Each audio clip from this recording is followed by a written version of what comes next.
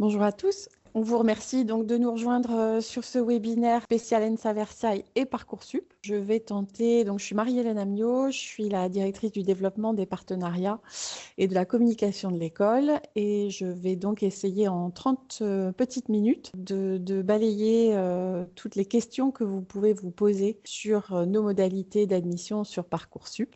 La première question que vous vous posez sûrement, c'est comment fonctionne l'admission via Parcoursup à l'ENSA Versailles. Donc, petite précision, toutes les informations que je vous donne aujourd'hui ne concernent que l'admission à l'ENSA Versailles et pas du tout les admissions dans toutes les écoles nationales supérieures d'architecture. Donc, je vous invite à vérifier auprès de chaque école auquel vous souhaiteriez postuler ces modalités d'admission, car elles peuvent varier d'une école à l'autre. En ce qui concerne l'ENSA Versailles, nous étudions, donc l'admission se fait sur 2 temps via Parcoursup en post-bac. Un premier temps donc, où nous recevons via Parcoursup les dossiers des candidats que vous aurez donc remplis en ligne. À l'ENSA Versailles, nous étudions tous les dossiers qui arrivent. Il n'y a pas de première sélection sur Parcoursup sur les dossiers. Les dossiers sont tous regardés par 80 enseignants qui sont formés en jury. Pour étudier ces dossiers, ils ont quelques consignes, notamment en ce qui concerne les résultats académiques qui sont comptabilisés à hauteur de 20%.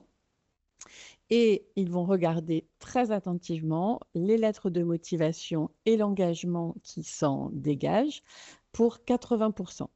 Donc, tous les dossiers regardés avec une très forte attention sur la qualité de votre lettre de motivation et ce que vous nous dites pour votre engagement à commencer des études d'architecture et pour l'architecture. Suite à cette première sélection, donc sur les dossiers que nous recevons, nous allons établir une liste de 500 candidats qui seront admissibles à l'oral. Donc, pour avoir une idée de l'ordre de grandeur, on reçoit à peu près 3000 dossiers via Parcoursup. On va tous les regarder et de ces 3000 dossiers, donc, on va sélectionner 500 candidats admissibles à l'oral. Une précision, attention, vous ne recevez de notification via Parcoursup que si vous êtes admissible. La plateforme ne nous permet pas d'envoyer des notifications à ceux qui ne sont pas admissibles. Donc, si vous n'avez pas de nouvelles de l'école, c'est que vous n'êtes pas admissible. Nous recevrons donc 500 candidats pour un oral de motivation de 15 minutes. Pendant lequel vous pourrez vous appuyer sur un article de presse, je vais y revenir, et vous ne pourrez pas, pendant cet oral via Parcoursup, présenter de portfolio. D'ailleurs, vous ne pourrez pas non plus vous présenter à l'école le jour de l'oral avec un portfolio. On reviendra sur cette spécificité également. Sur quels critères allez-vous être évalué, tant sur votre dossier qu'on va vous évaluer sur la sincérité et la personnalité qui se dégagent dans votre lettre de motivation et ensuite dans votre entretien oral. Sincérité et personnalité, c'est important de le dire à l'ère de ChatGPT et des IA génératives. Cela veut dire que il faut être le plus sincère possible dans votre lettre et évidemment, vous pouvez vous aider des IA pour mieux l'écrire, pour vérifier les fautes d'orthographe, etc. Mais ce qu'on vous demande, c'est vraiment d'être le plus sincère, le plus authentique possible dans votre candidature et dans la rédaction donc, de votre lettre de motivation et de votre projet de formation. On va ensuite regarder votre engagement et votre curiosité pour évidemment l'architecture, mais plus largement pour les domaines et les disciplines qui sont autour de l'architecture.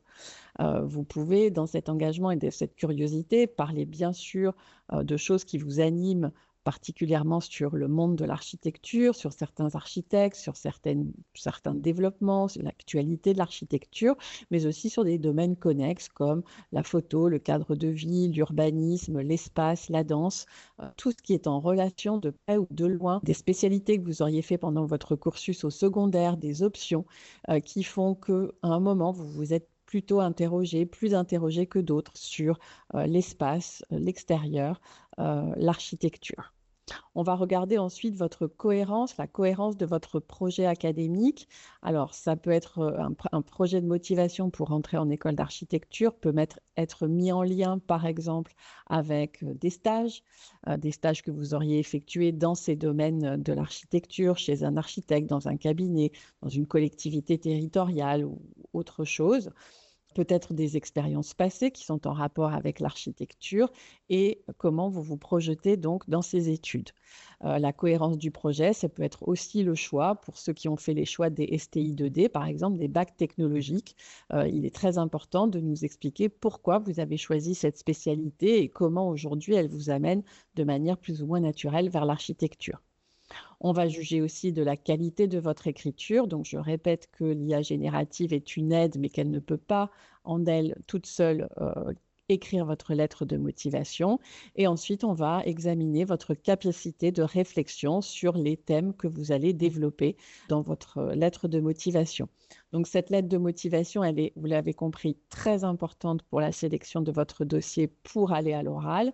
Donc, un conseil, c'est commencer à la rédiger et travailler là au fur et à mesure jusqu'à la dernière étape sur Parcoursup. Il faut revenir plusieurs fois sur cette lettre, il faut la retravailler au regard de les webinaires que vous suivez, les portes ouvertes dans lesquelles vous allez, les échanges que vous pouvez avoir avec des architectes, des étudiants, des conseillers d'orientation. Donc, vous pouvez commencer une première mouture et puis la travailler le plus possible. Il faut évidemment parler beaucoup des JPO et des expériences que vous avez. Donc, sur la lettre de motivation, on continue. Donc, toujours être authentique, parler de vos centres d'intérêt qui peuvent être en relation avec l'architecture, montrer votre curiosité. Alors, on va y revenir, mais on ne recherche pas des profils particuliers et on accueille à l'école d'architecture de Versailles les bacs avec toutes les spécialités. Donc, la recherche de personnes qui ont une bonne culture générale et qui ont une curiosité donc, pour le monde qui les entoure, c'est pourquoi il faut essayer de nous expliquer dans votre lettre de motivation quel cheminement, quelle curiosité, quel questionnement vous ont amené à vous dire que c'était des études d'architecture que vous aviez envie de faire. Donc, il peut y avoir plein de manières de s'approcher de l'architecture. Ça peut être par des pratiques connexes, par la pratique de la photo, de la danse, par la pratique d'un sport, pour des raisons très particulières, à travers un handicap, à travers une expérience de vie, mais aussi des voyages, des découvertes, des rencontres. Voilà, donc montrez-nous votre curiosité pour les domaines de l'architecture. Soignez bien sûr la rédaction et évitez les lettres standardisées, donc encore une fois, celles qui seraient rédigées uniquement par l'IA générative. Comment va se dérouler l'oral? Donc, je rappelle que une fois que nous aurons sélectionné des 3000 dossiers reçus, 500 candidats pour venir à l'oral, vous serez convoqués via Parcoursup à un oral qui se déroulera cette année le 11 mai à l'école d'architecture de Versailles. Vous allez échanger pendant 15 minutes avec un enseignant d'architecture, un enseignant d'une discipline associée et assistera à chaque jury un étudiant. L'étudiant ne prend pas part à la décision de votre admission ou de votre non-admission, mais il est là pour vous rassurer, pour que vous ayez un père en face de vous et il peut tout à fait vous poser des questions et aider à ce que les échanges se fassent le plus facilement possible. Cet échange à l'oral est un dialogue, ce n'est pas un interrogatoire. On attend que vous preniez la parole et que vous développiez votre projet, votre motivation à rentrer à l'école de Versailles. Si ce dialogue est trop difficile à amorcer, on vous aura remis, pendant la demi-heure d'attente avant votre oral, un article de presse assez général sur un thème de l'architecture, une grande thématique autour de l'architecture, et vous pourrez vous reposer sur cet article si vous le souhaitez pour échanger avec le jury. Alors, il ne s'agit absolument pas de faire une étude de texte de cet article, mais plutôt de vous appuyer sur son titre, sur son image ou sur quelques parties du texte pour échanger avec le jury. Et on va évaluer donc votre potentiel, votre capacité à rentrer en école d'architecture. Peut-on présenter un portfolio le jour de l'oral? Non, aucun book n'est autorisé. L'évaluation repose uniquement sur l'échange avec le jury. Alors ça, c'est pour une simple et bonne raison, c'est que nous n'avons aucun moyen de vérifier que les éléments que vous amèneriez sont bien le fait de votre propre production. Donc non, il n'y a pas de book autorisé pour l'oral. À ce jour, il n'y a aucune spécialité recherchée pour entrer en école d'architecture à Versailles. Nous acceptons toutes les spécialités pour la bonne raison que je vous disais, c'est que tout d'abord, vous n'avez jamais fait, enfin, il n'y a pas de spécialité architecture, sauf pour ceux qui font des filières technologiques ou professionnelles. Mais pour les filières générales, il n'y a pas de spécialité architecture. Donc, on estime que toutes les spécialités, dès lors qu'on a un étudiant curieux, qu'il a une bonne culture générale, qu'il s'intéresse à beaucoup de disciplines, peut être intéressant pour nous. Donc, on vous conseille de choisir des spécialités que vous aimez, dans lesquelles vous allez vous épanouir et surtout dans lesquelles vous serez à même de réussir. Les profils admis chaque année sont très variés et on n'admet pas plus de matières scientifiques que de matières de sciences humaines. Enfin, il faut bien savoir que pour rentrer en école d'architecture, malgré ce qui est souvent pensé ou dit, il n'est pas nécessaire d'être bon dans les matières scientifiques ou technologiques. Alors, je ne dis pas qu'il ne faut pas être, c'est pas bien d'être bon en maths ou en physique-chimie, mais ce n'est pas du tout quelque chose qui est un prérequis pour réussir des études d'architecture. Et d'ailleurs, on va y revenir un peu plus tard, sachez que on fait beaucoup plus de sciences humaines dans les premières années de licence que de matières scientifiques et que les écoles d'architecture ne sont pas des écoles d'ingénieurs en génie civil. Donc là encore, il est temps de vous interroger sur votre réelle motivation. Si vous êtes motivé par des études scientifiques et technologiques, il vaut mieux vous orienter vers des parcours ingénieurs génie civil. Enfin, dernière idée reçue, non, il n'est pas nécessaire de savoir dessiner pour entrer en école d'architecture. Vous n'aurez aucune épreuve de dessin pour les admissions. On apprend à dessiner. Bien sûr, si le dessin est une pratique que vous avez et qu'elle a un lien avec l'architecture, que c'est quelque chose que vous aimez faire et dans laquelle vous vous épanouissez, il faut nous en parler, autant dans votre projet de motivation écrit qu'à l'oral, mais ce n'est pas un prérequis et on apprend à dessiner en école d'architecture. J'ai fait un bac techno ou pro, est-ce que c'est un problème? Absolument pas. Nous recherchons des profils divers et évidemment, les bacs professionnels, assistants d'architecte, économie de l'architecture ou les bacs STI 2D en technologie sont des bacs qui sont recherchés. Si vous êtes titulaire d'un de ces bacs ou si vous êtes en train d'étudier dans ces filières, sachez que, eh bien, il n'y a aucune censure à avoir pour rentrer en école d'architecture. Bien au contraire, il faut mettre en lumière dans vos éléments de motivation votre parcours, le choix que vous avez fait de ces filières, comment ils vous amènent vers des écoles d'architecture et faire valoir aussi les compétences ou les techniques que vous auriez déjà acquises pour mieux réussir vos études d'architecture. Est-ce que faire une prépa privée peut être utile pour rentrer en école d'architecture? Nous ne recommandons pas ces prépas privées qui n'ont aucune assise que nous pourrions évaluer. Les prépas privées sont très chères et la plupart du temps, elles ne préparent pas, malgré ce qu'elles disent, aux épreuves d'admission. Il n'y a aucune épreuve spécifique à préparer, vous l'avez compris. Nous allons regarder les lettres de motivation. Donc, faire une lettre de motivation, ça ne prend pas vraiment en prépa privée et souvent déconstruisent plutôt les étudiants qui vont rentrer en école d'architecture. Donc, nous ne les recommandons pas pour se préparer à rentrer et on les recommande encore moins en plan B si jamais vous n'obtenez pas une école d'architecture lors de votre premier essai en post-bac. Si vous échouez à rentrer en école d'architecture la première fois, ce qui arrive et qui n'est pas grave, on vous conseille plutôt de rentrer dans une formation diplômante à l'université, une formation que vous trouverez intéressante, dans laquelle vous allez vous épanouir, qui peut être évidemment en relation avec l'architecture. On pense à la géographie, on pense au génie civil, on pense à l'histoire de l'art. Voilà, il faut plutôt aller vers ces formations qui sont diplômantes, dans lesquelles vous aurez un vrai statut étudiant, que vous pourrez continuer si jamais ça ne se passait pas bien en deuxième année et pour lesquels vous aurez ensuite possiblement des passerelles. Alors, combien d'étudiants sont admis? Donc, je reprends les chiffres dont je vous parlais. 3000, à peu près 3000 candidatures qui arrivent sur la première phase Parcoursup. De ces 3000 candidatures, on garde donc 500 candidats pour l'oral. Et des 500 candidats qui vont passer l'oral, nous garderons à peu près 150 candidats en L1.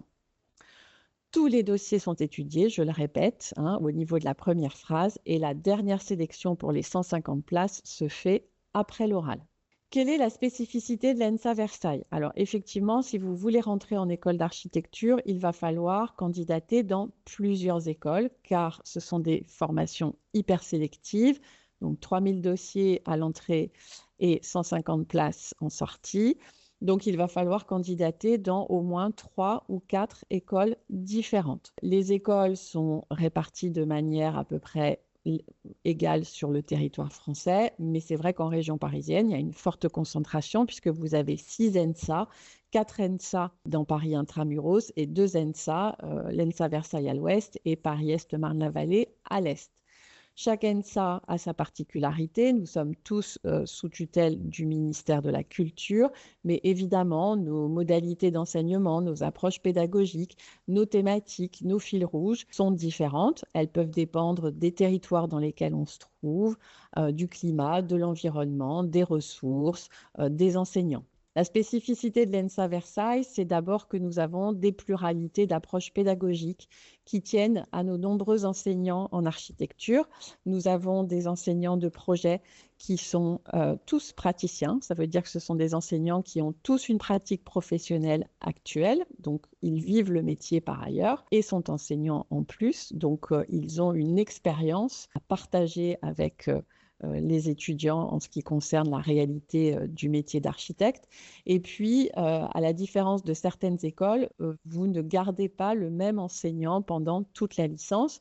Vous allez à chaque projet, donc 2 fois par an, changer d'enseignant de projet d'architecture et donc rencontrer des pratiques pédagogiques très différentes, mais aussi des manières de faire l'architecture ou d'envisager l'architecture très différentes.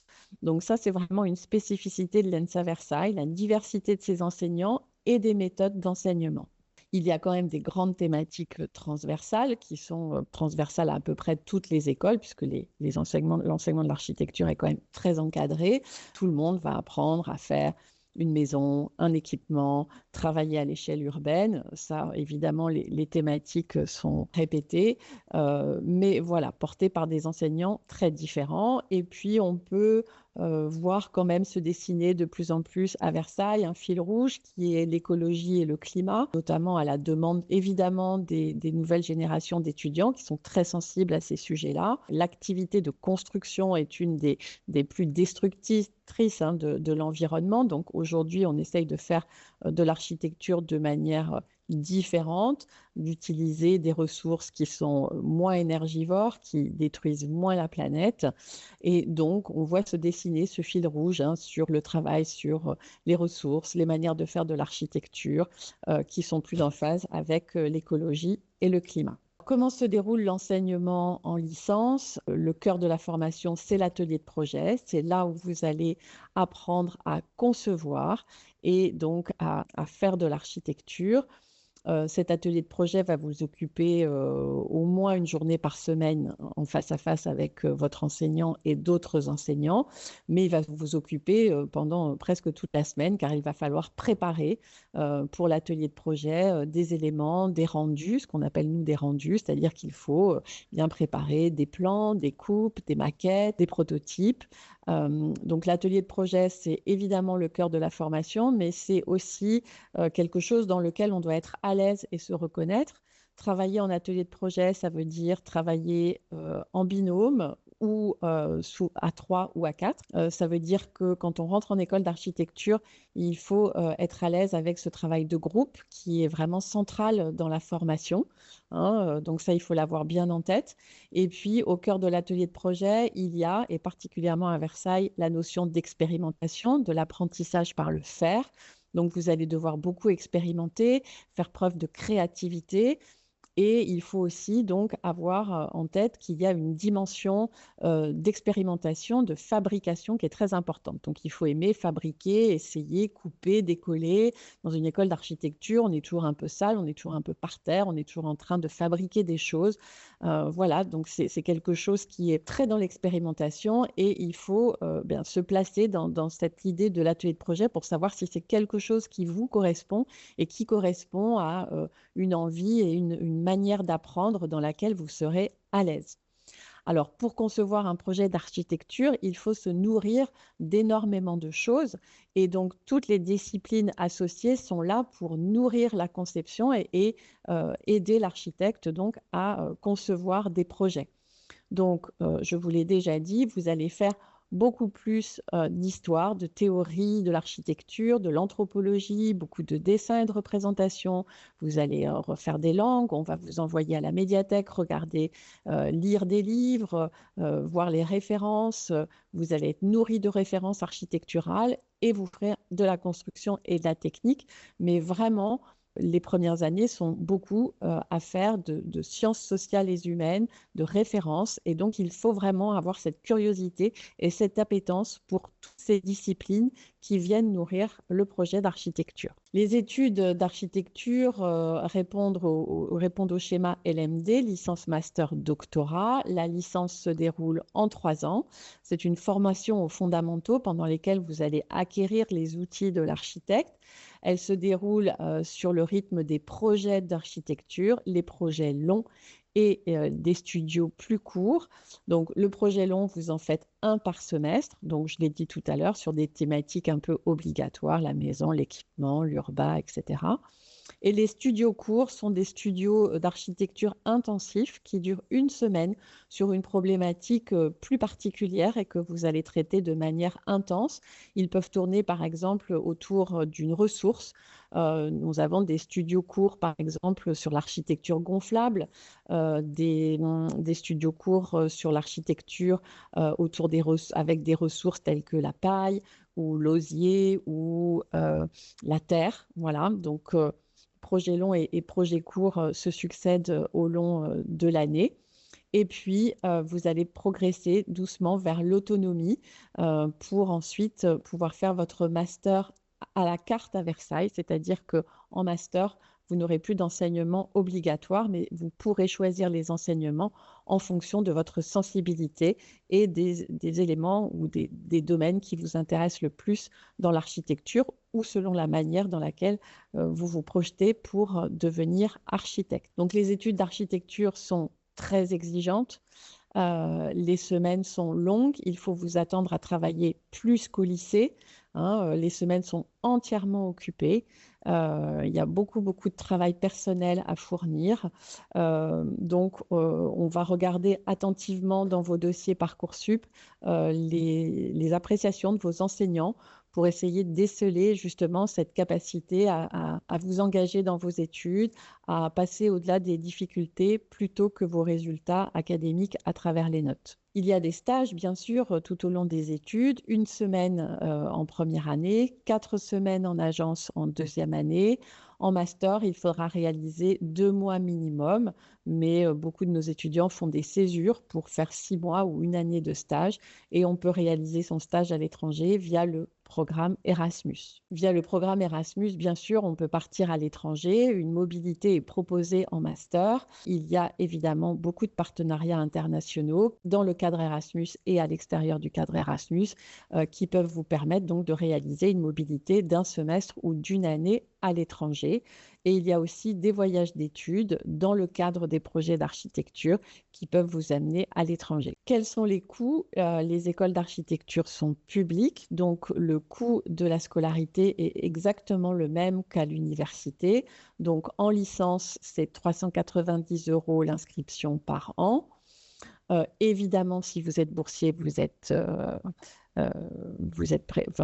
ne payez pas les frais de scolarité. L'inscription pour Parcoursup, c'est 39 €. Et puis, à ce coût de licence, on ajoute l'achat de matériel pour 300 à 500 € par an.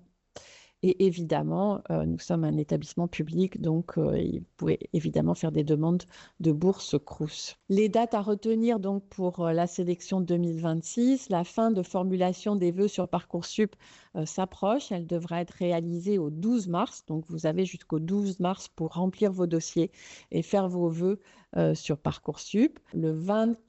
Entre le 24 et le 30 avril, si vous êtes sélectionné pour venir à l'oral, vous serez convoqué via l'outil Parcoursup. Je rappelle que ceux qui ne sont pas sélectionnés ne reçoivent pas de notification. L'outil Parcoursup ne nous le permet pas. Vous ne recevez une notification que si vous êtes admis à l'oral entre le 24 et le 30 avril. Et l'entretien d'admission se déroulera à Versailles le lundi 11 mai. Voilà pour ce webinaire. J'espère que ça vous aura donné quelques éléments supplémentaires pour mieux vous préparer pour cette étape qui est Parcoursup. On sait que pour vous tous candidats, c'est compliqué. Ce sont des moments un peu stressants et difficiles. Voilà, donc j'espère que j'aurai répondu à certaines de vos interrogations ou de vos inquiétudes. Soignez très bien votre lettre de motivation. C'est le plus important pour avoir une chance d'intégrer une école d'architecture. On vous souhaite beaucoup de courage et beaucoup de chance pour cette admission Parcoursup.